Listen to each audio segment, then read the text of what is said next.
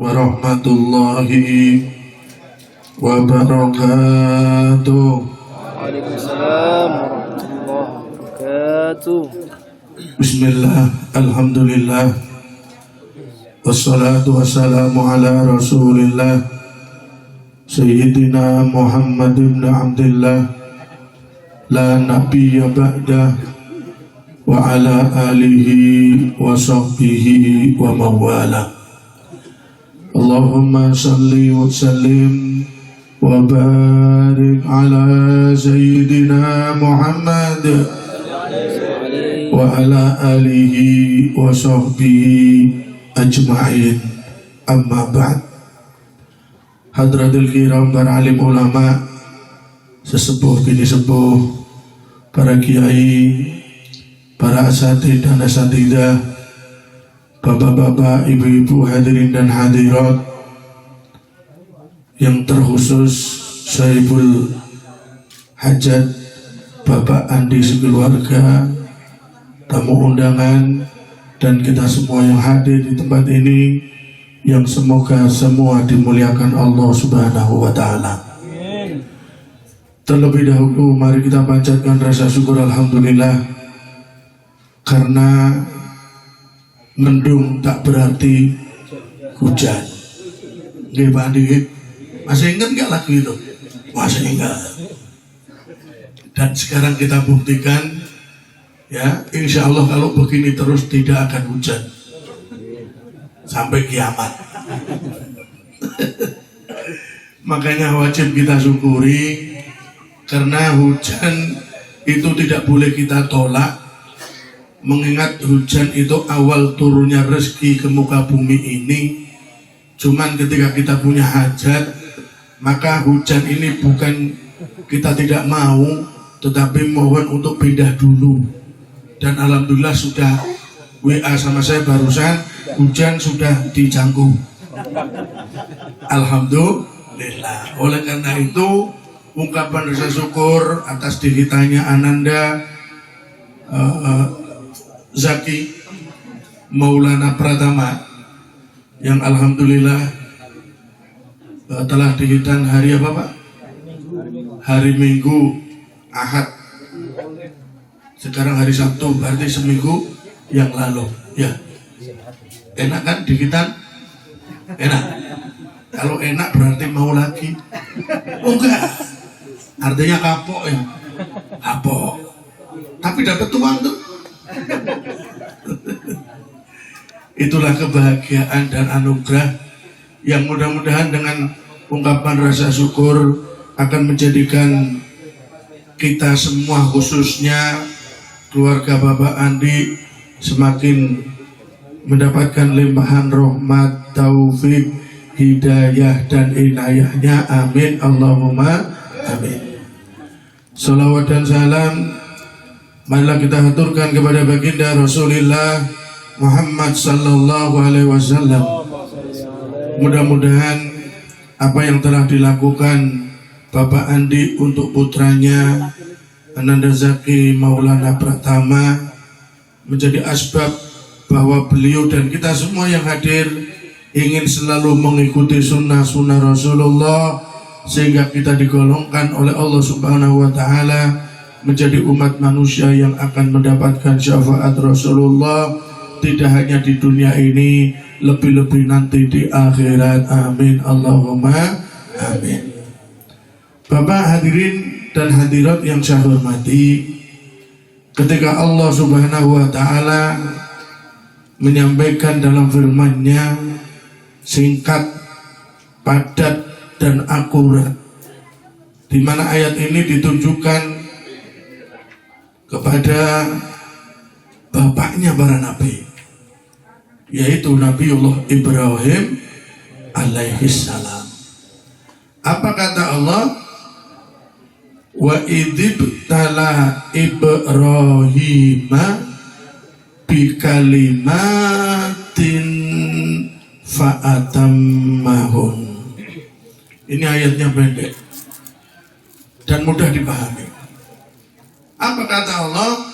Dan ketika Nabiullah Ibrahim alaihissalam diuji oleh Allah Subhanahu wa taala, didatangkan berbagai macam bikalimatin, yaitu maksudnya makna segala macam ujian, maka Nabi Ibrahim tidak gentar, tetap tegak dan menjalankan semua ujian itu dengan baik, diikuti dengan baik. Kenapa demikian? Karena kita semua seharusnya yakin bahwa di balik ujian pasti ada hikmah dan fadilah.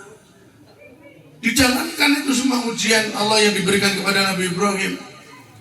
Sebagaimana yang saya katakan tadi, kalimatnya singkat, akurat, padat, dan mudah dipahami, tapi nglakonane susah.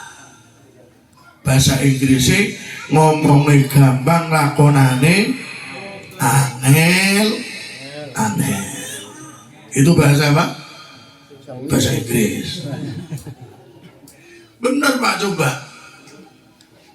Ketika kemudian Nabi Ibrahim menikah dengan istrinya Siti siapa Pak?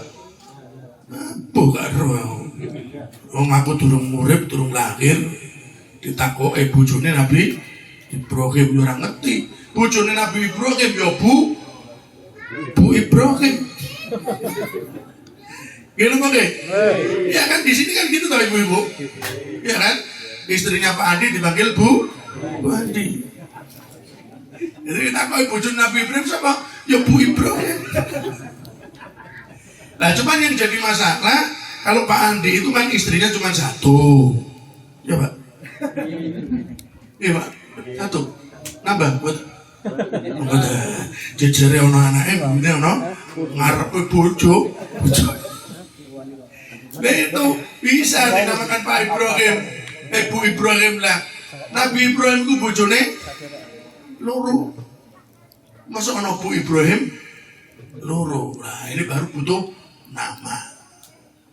Setelah menikah dengan Siti Saroh, kan habis nikah itu harusnya kan senang dong.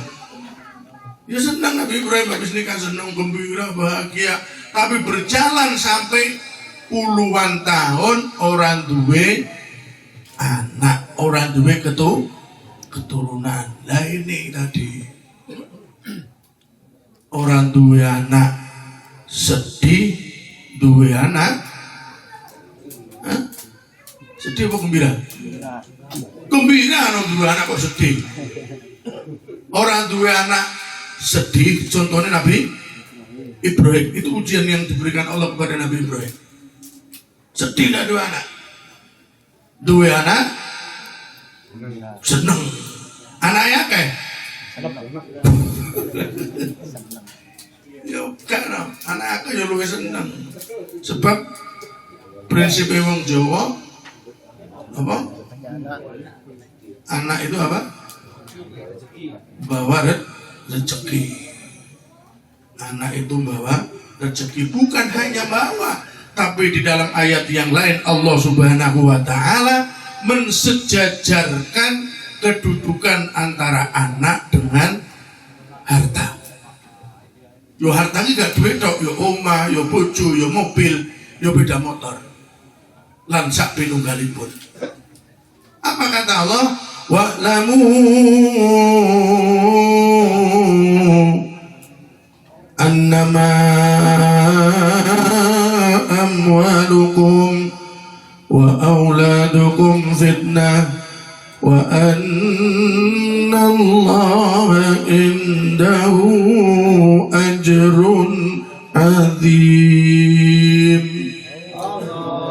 Kata Allah Subhanahu wa taala, wa'lamu, ngerti sira kabeh, ketahui atas kalian semua bahwa amwalukum, harta-harta kalian, wa auladukum, dan anak-anak kalian, fitnatun, itu menjadi ujian. Kalau lulus kita, Allah akan memberikan kepada kita wa annallaha indahu ajrun adzim. Makanya wong Jawa ora salah nek wong Jawa ngomong akeh anak akeh rezeki, banyak anak banyak rezeki. Setuju ibu-ibu? Aku bapak ibu-ibu Pak, itu sampai Pak. Bu, dengar gak ini, dengar gak? Aja ngece sound sistemnya loh, sound sistemnya juara siji. Dengar ya Bu ya. Banyak anak, banyak apa Bu? Rezeki, awas siap. Ngebut dua anak, akeh. Allahumma. Udah ini karo bapak ini. Bapak ini siap-siap main. Ibu aduh. Berat. Ya. Makanya apa? Itulah ujian yang Allah berikan pertama kepada Nabi Ibrahim ketika menikah lama, nggak duwe anak. Tapi Nabi Ibrahim sabar luar biasa sehingga akhirnya apa? Istrinya yang namanya Siti Sarok itu rela, ridho, ikhlas apa? Nabi Ibrahim untuk menikah lagi dengan siapa? Dengan pembantu daripada Nabiullah Ibrahim dan Siti Sarok yang bernama Siti Hajar. Nah ini mulai sejarah. Akhirnya menikah dengan Siti Hajar, baru disenggol sekali langsung meteng. Langsung apa? Meteng. Kok diarani meteng? Sebab gremet-gremet nang jero. Oh, lagi gak percaya apa ibu-ibu gue? Ya nendang rono, nendang rene, gremet. Dah. Bersyukur Nabi Ibrahim, senang Siti Hajar, gembira, tapi di balik kegembiraan ada kesedihan. Siti Sarok semakin cemburu lah ini loh. Padahal bojone Nabi, padahal bojone Rasul, menika mawon cemburu, apa meneh bojone Pak Andi. Tutup Pak Andi sampean Pak, tutup. Pak Andi ngono Pekalongan gitu. Allahumma sholli ala Muhammad. Jadi tak ilon ibu, tidak ada satupun wanita yang rela suaminya menikah lagi. Setuju ibu-ibu? Orang mau setuju berarti. Bu, tidak ada satupun wanita yang ridho rela suaminya menikah lagi, betul ibu? Oh ini baru kerungu tenan. Nah urusan ini kerungu Pak. Nek liyane ojo coba-coba. Wis kadang gak karuan. Ya. Nah, kalau mau jadi wanita soleha, ikhlaskan suaminya nikah lagi. Kata istrinya jawab, aku mau cari jalan ikhlas yang lain Pak. Silakan kalau bapak mau cari jalan nikah lagi, aku enggak rela. Oh, gitu. Sebabnya apa? Wes ngaji mau sore. Nabi, istrinya Rasul saja tidak rela. Padahal dia sempat nyuruh, tetapi tetap yang namanya wanita itu hatinya apa? Terbakar. Dipeluklah pohon apa? Kurma. Pelepah kurma itu menjadi kering. Karena apa? Cemburunya. Apalagi kok hamil. Akhirnya apa? Datang ujian lagi. Nabi Ibrahim diminta oleh Siti Sarah untuk apa? Untuk meninggalkan kota suci Al-Khalil yang ada di Palestina sana, yang sekarang dinamakan Hebron. Masih ada tempat Pak. Tempatnya masih ada. Nah ini diusir, bukan diusir, disuruh apa? Meninggalkan kota suci Al-Khalil namanya, sebutan daripada Nabiullah Ibrahim alaihis salam. Akhirnya Pak Nabi Ibrahim yo jenenge suami yo sakit juga dengan Siti Sarah. Akhirnya ngikutin sarannya walaupun berat, meninggalkan RI 1. Lo berat tuh, walaupun wis duwe bojo loro tapi tetap istri yang pertama itu segalanya. Jadi berat diuji. Kemana Nabi Ibrahim akhirnya bergerak menuju ke Makkatul Mukarramah. Itu jaraknya dari Hebron kurang lebih sekitar 1.500 kilo.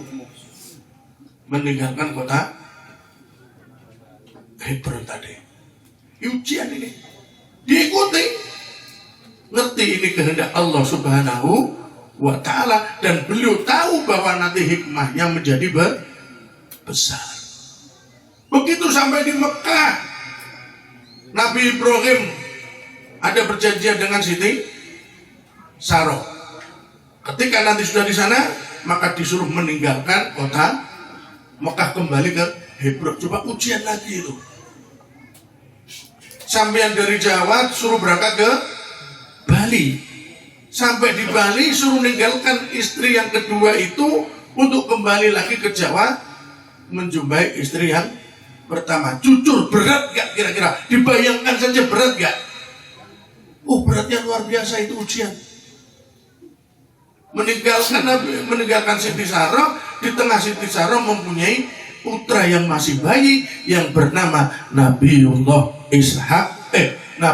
Ismail alaihis salam. Ini sejarah.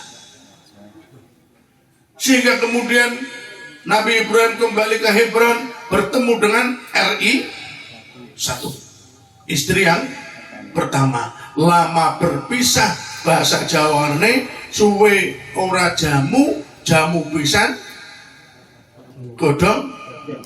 Kok ngerti sampe tak? Lek urusan ini ngerti wong anak iki. Wes begitu temu padahal wes usianya sudah tuwek.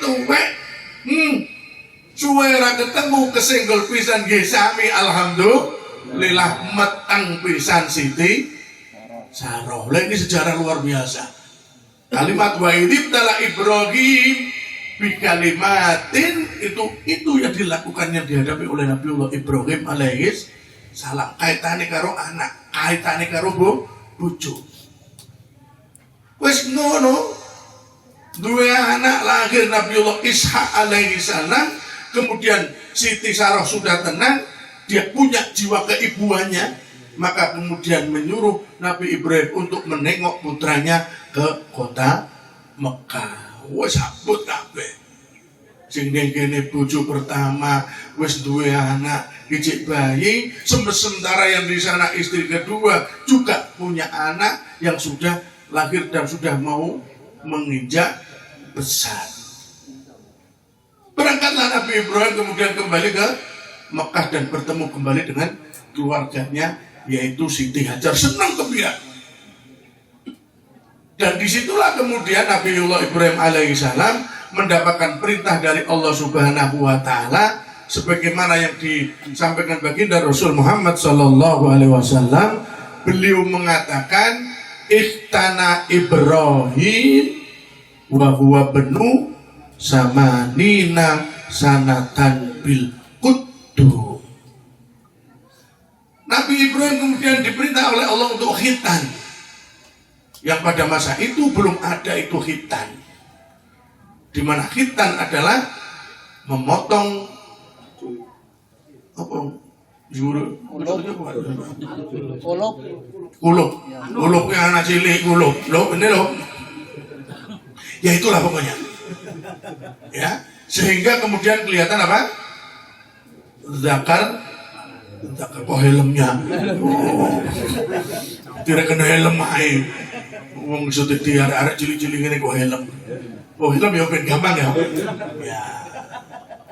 Nah, pada masa itu Nabi Ibrahim usianya sudah mencapai 80 tahun. Lek dibandingkan zaman sekarang ya 80 tahun itu ya wis tinggal mati lah. Lah Nabi Ibrahim umurnya sampai ratusan tahun. Amapola ada yang mengatakan 300, ada yang mengatakan sampai 500 tahun. Jadi umur 80 yuk sih nom-nom lah, belum tua. Nah, cuman adat pada saat itu alat memotong itu bil Quddu, dengan kampak. Dengan apa? Kampak. Aku takon. Coba bapak-bapak yang paling sepuh-sepuh ini. Ada yang pakai kampak nggak? Hah? Nggak ada ya?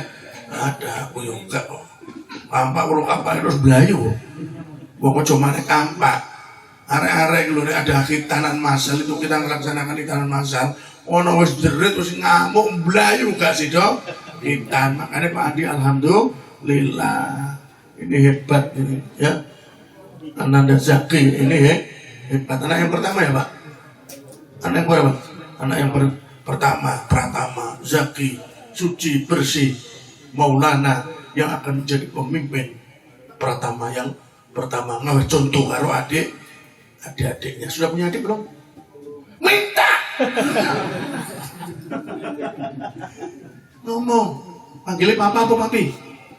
Apa pipo? Allahumma sholli ala Muhammad. Panggilnya siapa? Bapak ya? Bapak? Ayah? Ayah? Aku minta adik ayah. Bengi ngono kurang-kurang ngelidur yo. Niku ngono papane ayahe ben semangat 45. Si sanggup enggak mana-mana Pak? Allahumma. Nah, udah ini insyaallah nggih. Mari tasak Quran kita langsung koyok Nabi Ibrahim sing ora ketemu Siti Sarah ya. Sesuk malam Senin langsung ana undangan meneh walimatul hamli. Walimah napa? Bojo meteng. Allahumma diamini Pak. Pengen punya adik enggak? Pengen punya adik enggak? Enggak. Waduh. Makanya gak muni amin dewe deh. Ya Allah, Allahumma sholli ala Muhammad.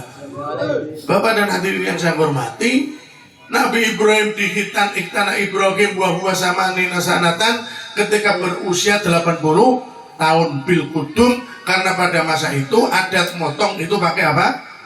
Kampak. Kenapa pakai kampak? Karena adat pada saat itu pakai kampak. Bukan hanya itu. Nabi Ibrahim itu tingginya 15 meter Pak. Berapa? Tingginya Nabi Ibrahim berapa? 15 meter, seperti tingginya Ka'bah. Makanya ketika Ka'bah dibangun, Arab ngelipu sing atasnya itu Nabi Ibrahim gak dapat kan, gak bisa, kemudian menginjakkan batu, sehingga di situ kita menjumpai telapak kaki Nabi Ibrahim. Nanti kalau jenengan insya Allah ke Mekah, kalau jenengan insya Allah ke Mekah, lihat langsung itu bisa lihat tapak kakinya Nabi Ibrahim alaihis salam. Karena apa? Disitulah Nabi Ibrahim berpijak pada batu yang sampai sekarang ada sebagai saksi sejarah. Karena tinggi Nabi Ibrahim itu 15 meter, maka motong hitanya pakai kampak. Tingginya berapa? 15 meter. Tidak usah dibayangkan. Tingginya 15 meter. Jenengan pinten? Paling 1,5 ya. 160 nek ping 10 kan berarti kan 16 meter. Kurang titik. Nah, itu Nabi Ibrahim itu dubure semono. Makanya apa? Bil kudum. Saya ulangi, dengan kampak, dan jangan dibayangkan. Sepiro gedene wow. Dan dhuwure 15 meter. Loh, itu kuburannya masih utuh, Pak. Kuburannya masih utuh. Bukan di Mekah, kuburan Nabi Ibrahim itu di Hebron. Yang disebut dengan tanah haram Hebron. Yang disucikan oleh 3 agama. Agama Islam, Yahudi dan Nasrani. Karena di tempat itu dikubur juga Nabiullah Yakub alaihis salam. Nabi Ishak kemudian punya anak namanya Nabi Yakub. Nabi Yakub punya anak yang masyhur, 12 anaknya itu adalah Nabi Yusuf alaihis salam. Dikubur juga di situ. Kuburan itu Pak, panjang. Karena memang tingginya berapa? Pada masa itu sampai 15 meter. Itu ujian. Dan Nabi Ibrahim menjalankan. Cuman pada masa dulu kan sakti-sakti. Wong saya saja masih menjumpai. Ada teman saya itu saktinya luar biasa. Benar. Istrinya itu kebetulan bidan. Konco kuwi seneng tirakat. Wes nglakoni amalan-amalan macam-macam. Di antaranya adalah yang dulu juga diperintahkan ke saya dari kiai saya, itu amalan suruh kungkum. Suruh kungkum selama 3 malam. Kalau tidak di laut, di kali. Dan kiai saya ngomong ujiannya adalah ular pasti akan datang. Loh, ngono yo poso pisan, Pak. Kira-kira sampean wani ora? Oh, enggak lah, enggak usah gitu-gitu. Nah, ini konco kok iso. Lah kula rada beling santri pada saat itu saya usul sama Pak Yai. Yai, saya siap untuk menjalankan apa? Riyadhah tirakat kungkum tadi. Kan podo-podo ning banyune aku nawar bagaimana kalau saya di bak mandi. Makanya dadine yo ngene. Iki kanca iki sampe lulus, Pak. Ditukoni ulo, ditukoni kalajengking macam-macam, lulus. Dan beliau teman saya ini punya kehebatan, keistimewaan. Kalau ada luka diludahi, langsung sembuh, langsung garing, langsung seperti semula. Nah, ini luar biasa. Jadi khitannya di situ laris istrinya itu karena teman saya namanya Wildan itu kalau ada di khitan. Dan yang terakhir adalah tahun 2005 karena 2006 beliau meninggal dunia. 2005 itu ada salah satu orang di Denpasar ini sore seperti ini saya ngisi pengajian khitan persis seperti ini. Terus besok paginya datang ke rumah menyatakan diri masuk Islam. Tak tanya, sudah khitan? Belum. Waduh. Loh, aduh kenapa? Oh ya tidak apa-apa. Nanti di khitan ya. Jangan. Mungkin wis tua. Oh cukup. Saya punya teman. Tak cari Pak ketemu.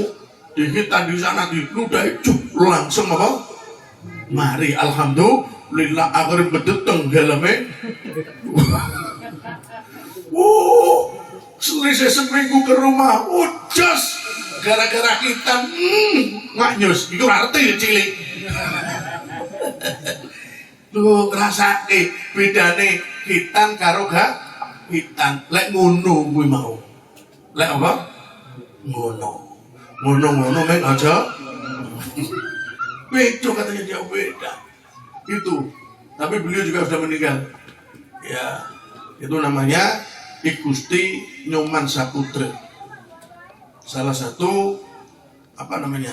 Balian yang tinggal di daerah Badung sana. Kemudian beliau itu memang punya keistimewaan. Nek corongan nek coro Jawa kuwi lek pengen munggah pangkat sowan ke beliau langsung munggah pangkat. Hebat begitu dahsyatnya. Saya tanya amalannya jenengan apa? Karena guru saya mengatakan semua orang punya kelebihan walaupun beda agama.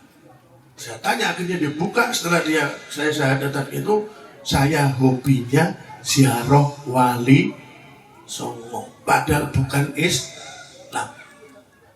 Diberi kelebihan kemampuan bisa melakukan hal-hal yang tidak sebagaimana manusia pada umumnya, apalagi kita yang beragama Islam. Artinya fadilah hikmah jelas pasti ada bagi mereka yang mau sowan ziarah kepada orang-orang yang alim, baik yang masih hidup ataupun yang sudah meninggal dunia. Itu jelas karena hadisnya sahih. Apa kata Rasulullah? Man zaro aliman, barang siapa yang berkunjung ziarah kepada orang yang alim, baik dia masih hidup ataupun meninggal dunia, ya, faqad zaroni, bukan zarkoni Pak ya, faqad zaroni. Maka bagi orang tadi yang ziarah tadi, teman-teman itu menunjukkan pasti dia seperti berziarah kepadaku, yaitu baginda Rasul Muhammad sallallahu alaihi wa zaroni wajabat dakhalal jannah. Barang siapa yang berziarah kepadaku, maka akan saya wajibkan kepada orang tadi masuk surga dijogo kalih Gusti Allah. Amin Allahumma amin. Lah ini pentingnya. Selesai itu diuji lagi. Anaknya wis udah gede, Nabi Yusuf anaknya Nabi sinten? Nabi Ibrahim yang bernama Nabi Ismail diperintahkan untuk disembelih. Wis ora tekan lek ngono kuwi. Abot kita berat. Dan tempat-tempatnya masih ada. Di Mekah sana tempatnya Nabi Ibrahim harus memutuskan untuk menyembelih. Begitu disembelih kemudian diganti oleh Allah Subhanahu wa taala. Yang sebelumnya Nabi Ibrahim diuji oleh setan, oleh jin, oleh ibrit. Ya pimpinannya setan, jin ibrit namanya itu. Itulah yang kemudian sekarang menjadi simbolis Jumratul Aqabah. melempar jumroh yang paling besar, yaitu tanggal 10 di bulan Dzul Hijjah. Satu-satunya seluruh dunia pada hari itu melempar jumroh. Karena apa? Itulah momentum pada saat Nabi Ibrahim melempar jin ibrit tadi, ya pimpinannya bosnya jin, sehingga kemudian Nabi Ibrahim lulus untuk menjalankan ujian menyembelih Nabiullah Nabiullah Ismail alaihis salam. Nah, ini sejarah. Sejarah ini menunjukkan betapa kejadian dan peristiwa-peristiwa yang dilakukan oleh Nabi Ibrahim dengan putranya Nabi Ismail dan istrinya Nabi Hajar menjadi momentum amalan salah satu rukun Islam, yaitu ibadah haji. Tapi di situ Nabi Ibrahim pun diuji dengan anak. Nah, sekarang kalau kita kembali kepada sekarang, Masya Allah, kita semakin berat menghadapi ujian tentang anak. Apa menasih anak model segini-segini ini, ditambah lagi ono pandemi, ono corona, akhirnya anak-anak tidak berangkat tatap muka, ya, dalam belajarnya. Dalam tatap muka itu kita sudah sering, ya, tatap muka itu muat jahat, itu tatap muka, akhirnya daring di rumah. Sekolah 2 tahun, sing sekolah duduk anake, tetapi sing sekolah sing sekolah ibu iki Bu nggih. Iya. Bahkan bapaknya juga terlibat. Yang lebih hebat lagi, kiai ini melok terlibat. Terutama ketika pelajaran bahasa Arab. Berapa WA yang datang ke saya? Dong, Pak Yai, tolong terjemahkan dalam bahasa Indonesia, ini pelajaran anak saya, aku gak ngerti bahasa Arab. Oh alah, alhamdulillah, ujian. Memang kemudian ini Allah datangkan, tetapi insya Allah fadilah dan hikmahnya sangat besar. Apalagi khitan itu diantara bagian daripada untuk memastikan bahwa dirinya tidak ada najis. Sebab kalau belum dikhitan, itu kotoran kencing masih tersimpan di kulub tadi itu, sehingga sholat itu tetap ada najis. Lah nek wis ketok apa tadi Pak? Sampean Pak? Aku istilah sampean ae. Nek ketok helme jelas insyaallah suci, aman, terkendali. Alhamdulillah, insyaallah dadi anak sing soleh, sing berbakti kepada orang tua. Apalagi kalau sudah dihitan, di luka langsung duduk langsung gede. Ya, benar. Membedakan anak itu sebelum dan setelah hitan itu cepat sekali. Nembe tok hitan lu saiki wis gede sak ngono. Bener, mau sak durung hitan, lek nguyo kencing itu enggak malu dia. Buka suara tok terus enggak malu ya. Sebelum kita bikin angka 8. Dok sing ngene tok kenceng pengalaman itu. Oh, nek wis hitan gak wani gawe apa wae meneh ya. Makanya apa? Hikmah dan fadilah itu sangat besar. Betapa Islam memperhatikan, karena ini bagian daripada pendidikan. Sholat itu tidak sah kalau kita tidak suci dari hadas besar dan hadas kecil. Hadas kecilnya apa? Ada sisa kencing aja tidak sah. Makanya apa? Islam mengajarkan untuk hati-hati. Mudah-mudahan apa yang menjadi niatan dari Bapak Andi dan apa yang telah dilaksanakan oleh Ananda Zaki, ya, diterima oleh Allah Subhanahu wa Ta'ala dan menjadi asbab menjadi putra yang soleh. Amin Allahumma ala hadiniyah al-Fatihah. Bismillahirrahmanirrahim. Alhamdulillahirabbil alamin arrahmanirrahim. Bismillahirrahmanirrahim. Alhamdulillahirabbil alamin. Allahumma shalli ala sayyidina Muhammad wa ala ali sayyidina Muhammad. Allahumma ighfir lana dzunubana wa liwalidayna warhamhuma kama rabbayana shighara.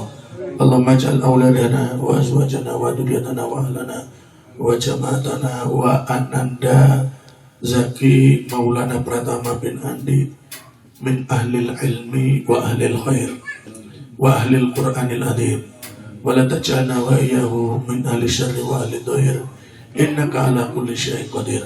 Allahumma sallimna wal muslimin wa sallallahu ala sayyidina Muhammadin wa alihi wa sahbihi wasallam bi fadli subhana rabbika rabbil izzati amma yasifun wa salamun alal mursalin walhamdulillahi rabbil alamin. Taqabbalallahu minkum minna wa minkum taqabbal ya karim. Demikian yang bisa kami aturkan, mudah-mudahan ada hikmah dan manfaatnya. Kurang lebihnya mohon maaf. Terima kasih atas perhatian. Akhirul kalam wallahul muwaffiq ila aqwamit thoriq. Assalamualaikum warahmatullahi wabarakatuh.